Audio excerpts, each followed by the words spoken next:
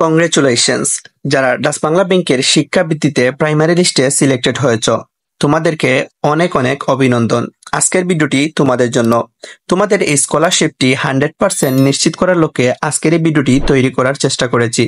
আজকের এই ভিডিওটি যদি তোমরা শুরু থেকে শেষ পর্যন্ত দেখো, তাহলে জানতে পারবে তোমরা এখন এই স্টেপে এসে কি কি ডকুমেন্ট তোমরা ম্যানেজ করতে হবে, কি কি ডকুমেন্ট তোমরা সংগ্রহ করবে এবং কত তারিখের মধ্যে তোমাদের এই ডকুমেন্টস নিয়ে ডাচ বাংলা ব্যাংকের যে কোনো শাখায়, যেখানে শাখা নেই সেখানে মোবাইল ব্যাংকিং অফিসে তোমরা উপস্থিত হবে, এই বিষয়ে জানতে পারবে আজকের এই ভিডিওটিতে। সো আজকের এই ভিডিওটি অনেক গুরুত্বপূর্ণ হতে চলেছে। সো তোমরা যারা নতুন দর্শক আছো তারা অবশ্যই চ্যানেলটি সাবস্ক্রাইব করে দিবে। এরকম ইম্পর্টেন্স ভিডিওগুলো কিন্তু ধাপে ধাপে আসবে। সো চলুন ভিডিওটি শুরু করি।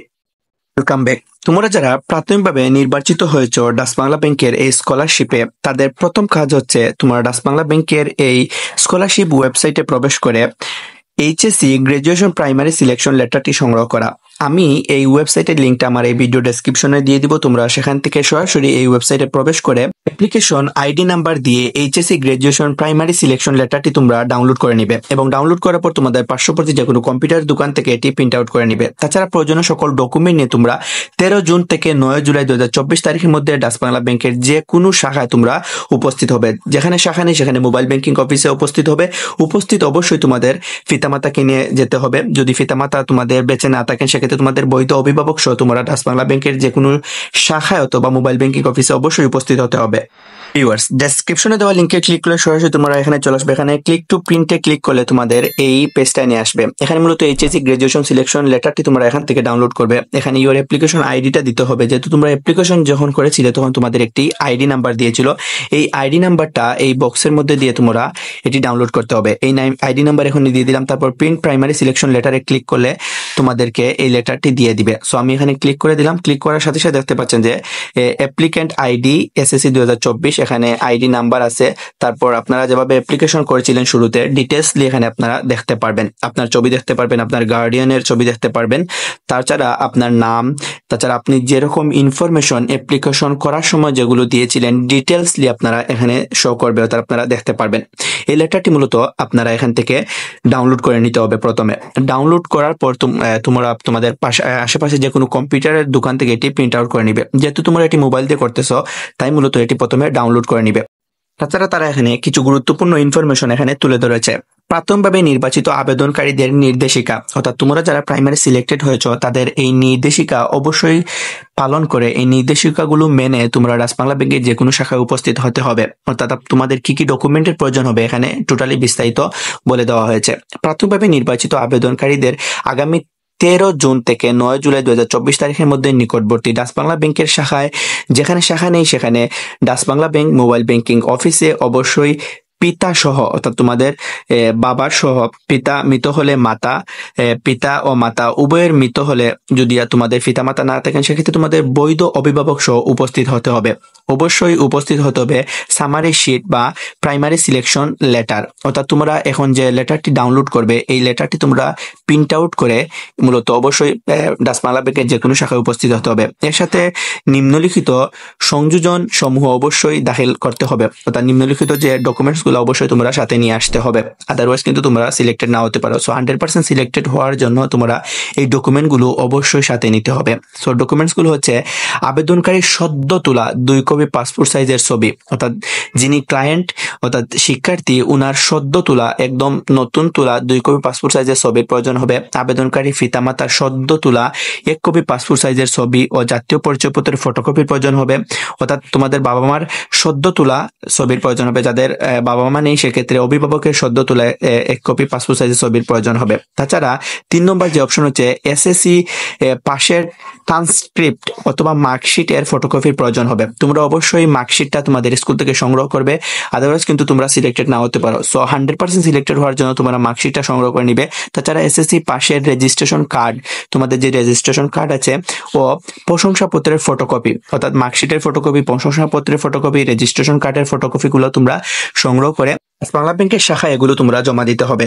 সর্বশেষ পাশকৃত শিক্ষা প্রতিষ্ঠানের প্রধান অথবা পিতামাতার চাকরিরত হলে সংশ্লিষ্ট প্রতিষ্ঠানের উচ্চপদস্থ কর্মকর্তা অথবা অন্যান্য ক্ষেত্রে প্রথম শ্রেণীর সরকারি কর্মকর্তা, ওয়ার্ড কমিশনার, ইউপি চেয়ারম্যান থেকে প্রত্যাহিত পিতা ও মাতার অভিভাবকের পেশা উল্লেখপূর্বক আয় বিবরণীর মূল কপি মূলত তোমরা সরবরাহ করতে হবে তোমাদের এই ডকুমেন্টস এর সাথে। অর্থাৎ তোমাদের পিতামাতার আয় সংক্রান্ত বিবরণী তোমরা মূলত ইউপি ইউনিয়ন পরিষদ থেকে অথবা তোমরা সিটি কর্পোরেশন থেকে তোমাদের আয় বিবরণীটা সংগ্রহ করে এই আয় বিবরণী মূল কপি মূলত তোমরা এই ডকুমেন্টের সাথে যুক্ত করে জমা দিতে হবে। পিতামাতার মৃত হলে আয় বিবরণী তা অবশ্যই উল্লেখ করতে হবে। অর্থাৎ পিতামাতা যদি মৃত হন সেক্ষেত্রে আয় বিবরণী তা উল্লেখ করতে হবে।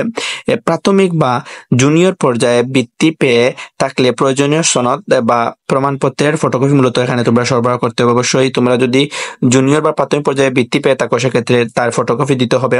পিতামাতা মৃত বা বিবাহ বিচ্ছেদ হলে আবেদনকারীর ভরণ পোষণ প্রদান না করলে সে সংক্রান্ত সনদ বা প্রমাণপত্রের ফটোকপি দিতে হবে। আবেদনকারীর শারীরিক প্রতিবন্ধী হলে প্রতিবন্ধী সনদ বা প্রমাণপত্রের ফটোকপি মূলত তোমরা দিতে হবে। এই 8 ধরনের ডকুমেন্টস তোমরা অবশ্যই একসাথে যুক্ত করে রাজবাংলা ব্যাংকের শাখায় জমা দিতে হবে। 100% স্কলারশিপ নিশ্চিত করার জন্য অবশ্যই তোমরা এই 8 ধরনের ডকুমেন্টস প্রত্যেকটি অবশ্যই সংগ্রহ করতে হবে এবং এগুলো ফাইল করে রাজবাংলা ব্যাংকের যে কোনো শাখায় তোমরা জমা দিতে হবে। এখানে বিশেষ দ্রষ্টব্য, উপরোক্ত সংযোজন সমূহের মূল কপি প্রদর্শনের জন্য অবশ্যই সঙ্গে নিয়ে আসতে হবে। অর্থাৎ তোমরা এই 8 প্রকার ডকুমেন্ট সংগ্রহ করার পর এগুলোর মূলত মূল কপি তোমরা ব্যাংকে নিয়ে আসতে হবে, কেননা তোমরা সত্যতা যাচাইয়ের জন্য এগুলো প্রদর্শন করা লাগতে পারে। সো অবশ্যই তোমরা ফটোকপির পাশাপাশি মূল কপি নিয়ে আসবে। যদি কোনো কাগজপত্রের মূল কপি বিদ্যালয় অথবা কলেজ থেকে বা শিক্ষা বোর্ড থেকে প্রাপ্ত না হলে সেসব কাগজপত্রের মূলত ফটোকপি বা অনলাইন কপি বিদ্যালয় বা কলেজ থেকে সত্যায়িত করে আনতে হবে। অর্থাৎ যদি তোমরা মূল কপি না পাও সেক্ষেত্রে সত্যায়িত করে এগুলো আনতে হবে।